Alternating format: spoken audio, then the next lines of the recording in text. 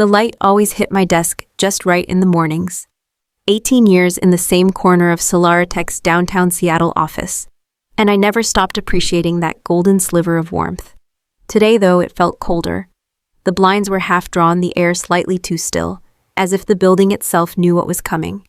We'd all been called to the atrium. Some thought it was routine. I knew better. Word had trickled down from legal. Robert Hensley had finally stepped down. His son Blake was taking over. The emails said it would be a seamless transition. The looks on people's faces said otherwise. Blake entered with the swagger of someone who thought charisma could replace competence. Designer suit, perfect fade haircut, and a fake humility smile that didn't quite reach his eyes. He stood on the low riser where Robert used to give quarterly updates and clapped his hands once sharply. "Good morning, SolaraTech family," he began, like he was hosting a TED Talk. "Today marks the start of a new chapter. A faster, leaner, more visionary SolaraTech." I glanced around. Some clapped out of habit. Others stared ahead, unreadable. My hands stayed by my sides. It wasn't bitterness, not yet. It was the knowledge that the man now speaking had once nearly brought down our internal firewall, trying to upload an NFT server on our secure network, back when he was an intern who rarely showed up. He hadn't changed. "Not really, I want innovation," Blake continued. "Efficiency, no more clunky legacy systems. No more slow, outdated methods." My jaw tightened slightly. I'd built those so-called legacy systems, maintained them, protected them from hacks, from human error, from budget cuts. But Blake didn't know that, or he didn't care. The light through the atrium shifted. The sun finally disappeared behind the tower across the street. Shadows fell across the glass walls. Blake smiled wider. "We're moving forward, no exceptions." The applause was louder this time. Manufactured but obedient. Blake stepped down and walked past me like I didn't exist. I didn't clap. I didn't need to. I'd seen what happened when children played with power. The email hit my inbox at 2:12 p.m. sharp. Subject 4 p.m. CEO office, Blake Hensley. No greeting, no explanation. Just a summons. I didn't rush. I took the time to finish documenting a few updates, backed up a configuration patch I'd been working on, and made a quiet mental note of every admin credential still tied to my profile. Then I smoothed out my blazer, and walked the familiar path to the executive suite. The receptionist didn't look up when I arrived. She just nodded toward the heavy glass door. I stepped inside. Blake didn't look up from his laptop. "Sit." I sat. He closed the lid with a flourish, leaned back, laced his fingers across his chest, like he was settling in for a power play. "Aaron," he said, trying for charm, but landing on smug. "You've been with the company for a long time." 18 years, I said flatly. He nodded slowly. "Exactly. Long time to be doing what exactly? Babysitting outdated servers? Duct taping legacy code?" I said nothing. There was no point. "I'm restructuring, cutting dead weight, replacing old systems and old mindsets." He waited for a reaction. I gave him none. "Look," he continued, "you had your moment, but I'm not spending another dime on tech that belongs in a museum." I met his eyes. Understood. That threw him. He blinked. No pushback. No need. He walked around the desk, arms folded. "You're dismissed," he said, almost relishing it. I stood too calm. "So is your safety net." His brow furrowed, but I was already walking to the door. "Oh, and HR will reach out about severance," he added a beat too late. I turned back for just a moment. "You might want to review the contract your father signed before you assume what I'm owed." I left before he could respond. Behind me, the office door clicked shut. I didn't feel small. I felt exact. "You're dismissed," he said. I smiled. "So is your safety net." By the time I got home, the sky over Puget Sound had turned a muted gray, soft waves tapping against the shoreline like a clock ticking down. I toed off my shoes, set my bag gently by the entryway, and walked straight to my home office. The room was quiet, filled with organized shelves labeled binders, color-coded notes. It wasn't obsessive. It was insurance. Every update, every system migration, every signed agreement, I had copies. Documentation was my second language. It's how I survived 18 years in an industry that changes faster than people's memory of your value. I powered on my laptop. Within seconds, I was in the archive. Folder path SolaraTech, contracts. 2020, Executive Overrides. File name Architect Clause, Final Signed, PDF. The digital signature glowed on the screen. Robert Hensley's initials at the bottom alongside mine. I leaned back, letting the familiar words settle over me like armor.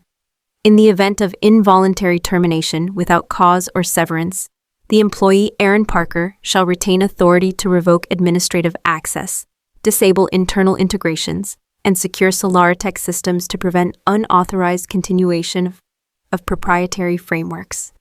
When Robert offered me the promotion to lead systems architect, I didn't just accept the title. I negotiated every inch of the terms. I told him if I'm going to be accountable for everything this company runs on, I need protection. And Robert, smart, if not always present, agreed. He said, build something that lasts, Aaron. I'll make sure you're protected if someone tries to erase you. Blake never read the contract. I would bet my severance if I had one he didn't even know it existed. But it was there, and now active. I clicked into the system's dashboard. All the permissions were still tied to my root credentials. Access untouched. No one had revoked anything. I stared at the screen, calm, fingers poised. They didn't just fire me, they activated a system they weren't ready for. I brewed a fresh cup of coffee the next morning. No rush, no alarms, just steam, rising from the mug, curling into the soft gray light seeping through the window. I sat at my desk, the dashboard already loaded cursor, blinking patiently on the screen. The company still hadn't removed my access. Blake must have assumed I'd just disappear like a good little relic. I double-checked everything: user permissions, endpoint logs, integration paths. It was all still tied to me. They hadn't reassigned a single credential. Not even the fallback administrator password, still mine. Typical. On the windowsill beside my desk sat the office plant I'd brought home years ago. A pothos, low maintenance, unfussy. Lately it had been drooping more than usual. Overwatered maybe, or neglected. I hadn't had time to notice. I clicked the first protocol, Emergency Access Revocation, Level 1, HR System down. Payroll platform inaccessible. Next, internal communications lock. Slack equivalents froze. Status updates vanished. Chats blinked out. Then client data gateway suspension, CRM disconnected. No new tickets. No client dashboards. Just silence. I didn't delete a thing. That would have been illegal. But per the clause, I had the right to shut it all down pending legal resolution. The systems weren't broken, just paused. My phone buzzed. Tariq, internal IT. Hey Aaron, something's happening. Are you seeing this no caller ID missed call? Then again, then voicemail. I didn't answer, not yet. The final tab blinked at me. Lock all systems. I hovered the cursor, took a sip of coffee, breathed, clicked. The confirmation window flashed once, then faded. Across the city, in a glass tower filled with busy people and brittle pride screens, dimmed. Work stalled. Panic rippled. Outside, clouds rolled in over the water. On my windowsill, the pothos wilted just a little more. I didn't destroy anything, but I watched everything go silent. By noon, SolaraTech was in full collapse. Emails poured in. Most were frantic, a few quiet and curious. Our CRM access is gone. Are you seeing this? Payroll isn't processing. Aaron, did something happen to the admin server? I didn't respond. I wasn't obligated to. My role had been terminated. Remember? The real call came at 12:47 p.m. Unknown number. I didn't need caller ID to know it was him. I let it ring twice, then answered. Aaron Parker speaking. What the hell did you do? Blake's voice hit like a fire alarm. Behind him, I could hear chaos phones, ringing voices, overlapping tech support shouting into voided systems. I followed the contract, I said evenly. You might try reading it. You shut down the entire infrastructure. No, I corrected. I locked it. There's a difference. You terminated me without cause or severance. The clause applies. You're insane, no? I replied, calm as a still lake. I'm thorough. There's a difference there too. He cursed under his breath. We have investors on the line, Aaron. Clients are threatening legal action. I need this fixed. Now. That's above my pay grade, I said. Or haven't you heard I'm not on the payroll anymore? He was pacing now. I could hear his shoes hitting the tile, hear his frustration rising in ragged breaths. What do you want? He barked. Is this about money or ego? I paused, looked at the tea steeping beside me. I want respect, I said. And I want you to understand exactly what you tried to throw away. Blake didn't respond. Just breathed sharp and shallow like someone realizing too late they stepped into a maze they can't escape. Talk to the board, I said. You'll find I haven't broken a single rule. You have. Then I ended the call. He kept screaming. I kept sipping tea. The call came at 3:11 p.m., an unfamiliar number with a DC area code. I let it ring twice before answering. Ms. Parker, this is Diana Cruz, chair of the board at SolaraTech, the voice said. Clear, controlled. A tone carved by years in rooms where power never blinked. We'd like to speak with you, privately, via video if you're available. I knew better than to ask if it was a request. 30 minutes later, I sat before my camera, in a black blazer, hair-pinned, posture straight. The same way I looked in quarterly briefings back when Robert still ran the place, and Blake was just a smirking intern. The video loaded. 6 board members, chrome chairs, polished backgrounds. And Blake center, square, sweaty collar open, looking like someone who'd just realized the fire extinguisher was empty. Parker, Diana began. Thank you for joining on short notice. There's been a disruption to company systems. We understand you may be connected to it. I nodded once. I am. Can you confirm your role in designing SolaraTech's infrastructure over the past 18 years, I said. And yes, I wrote most of the code base, developed system-wide security protocols, migrated client platforms, built the fail-safes. Diana glanced at another board member. And the clause in your contract, clause 12C, subsection 4, approved by Robert Hensley. It grants me authority to suspend all internal systems in the event of wrongful termination without severance. She looked at Blake. Was severance offered? Blake hesitated. I didn't realize she had that clause. I lifted a single brow. I did. Is any data deleted? Another board member asked. No, I said. Everything is secure. Nothing's erased, just inaccessible. And to reverse it, I have conditions, I said calmly. But I'm not here to bargain. I'm here because you invited me. They expected anger. I gave them professionalism. They expected chaos. I gave them receipts. I'm not looking for revenge, I said, folding my hands neatly. I'm teaching you to read the fine print. The call came just after sunset. Unknown number again, but this one didn't feel hostile. I picked up on the third ring. Aaron. The voice was slower than I remembered, rougher, older, but unmistakable. Robert, I said quietly. I've been briefed, he said. Diana sent over the meeting transcript. I also reviewed our original contract. There was a pause then. You executed the clause exactly as we wrote it. I waited. I wasn't sure what I expected. Defensiveness, maybe. Apology, maybe not. I gave you that power for a reason, he continued. Because you earned it. Because I knew if anything ever went wrong, you'd act with precision. I leaned back in my chair, eyes drifting to the old plaque that still hung on my wall, SolaraTech Innovator of the Year, 2000. Robert had handed it to me himself. Back then, he told me in the hallway after the ceremony, you keep this place running. Don't ever let anyone forget that. I hadn't. I should have called sooner, he added. I've been recovering from a minor surgery, but I want to see you, in person. Just the two of us, no Blake, no board. I hesitated, then nodded even though he couldn't see it. All right, tomorrow, Cafe Langley, the quiet one you always liked. Noon. Okay. Before he hung up, he said one more thing, voice gentler now. I trusted Blake to lead with wisdom. Instead, he led with ego. He paused. Fix this, Aaron. But this time, he didn't mean the systems. He meant the company, he meant the people. He meant me, not Blake. Cafe Langley hadn't changed, still smelled like bergamot and warm croissants, still played old jazz vinyls in the background. I spotted Robert at the back table, his frame thinner, but posture straight. He stood when he saw me, slower than before, but still with dignity. Aaron, he said, offering a firm handshake. Thank you for coming. I wasn't sure I would, I admitted. I wouldn't have blamed you. We sat. No small talk, just tea, silence, and the weight of 18 years pressed between us. I read everything. You were right to act, he said. And I was wrong to assume Blake was ready. I put my legacy in the hands of someone who never earned it. I said nothing. I'd like to offer you something better than a title, he continued. A partnership.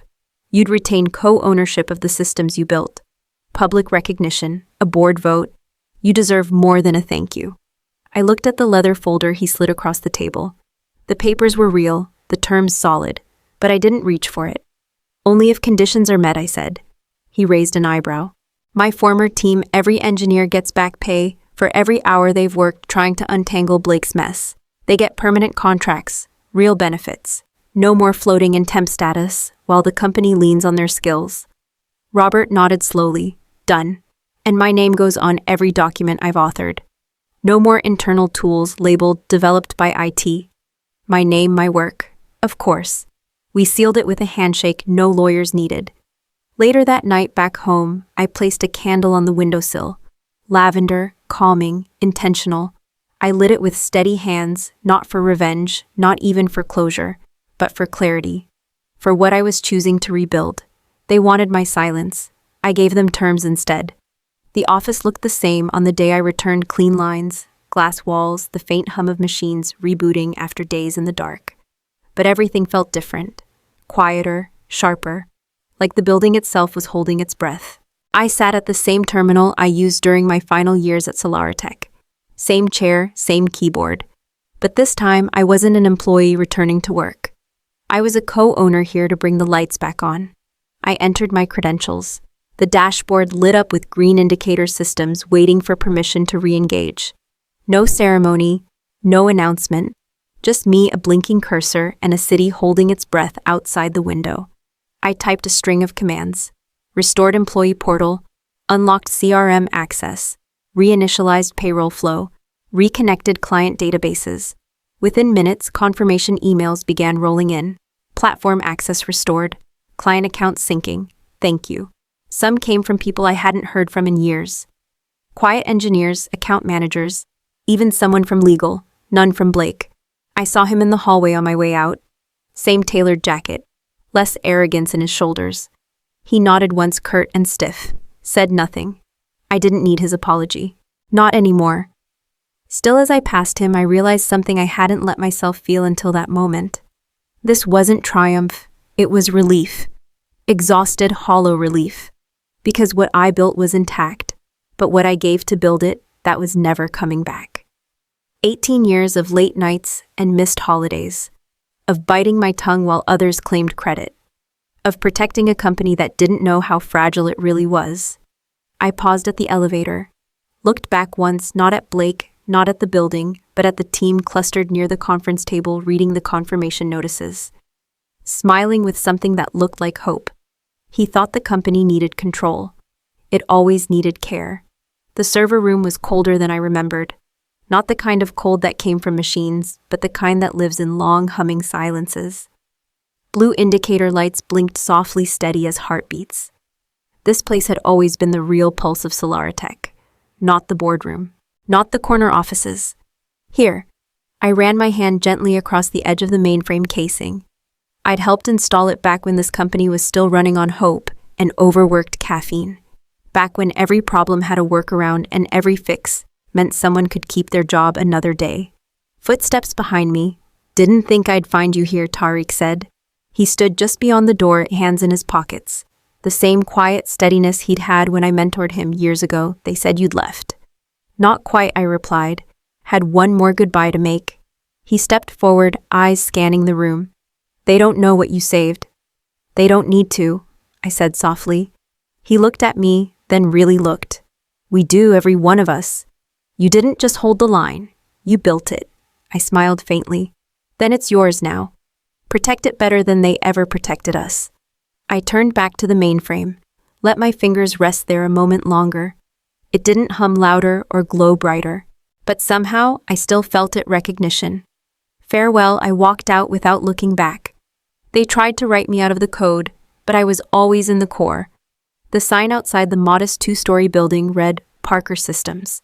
No marble floors, no shimmering logos, just clean lines, clean code, and a clean slate. Inside, a team of 12 engineers typed quietly, headphones on, laughter, occasionally breaking through the tap of keyboards. Some were from SolaraTech. Others were fresh out of school, eyes bright, minds sharp. I didn't sit in an office. I worked beside them, reviewed lines of code, asked questions, listened more than I spoke. Once a week, I hosted a workshop, How to Protect What You Build. Not just about systems, about contracts, boundaries, ethics, legacy. On a Tuesday afternoon, as sunlight spilled over my desk, my phone lit up with a message. Blake Hensley. I was wrong. I stared at it for a long moment. No excuses, no justifications, just that. I typed back, acknowledged.